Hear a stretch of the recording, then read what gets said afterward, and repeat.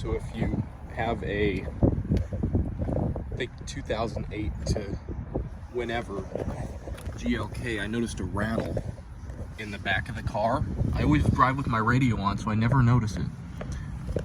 That plastic piece right here is a cover, right? And this cover right here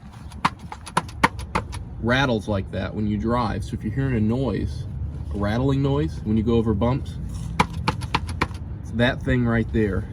Need new clips on.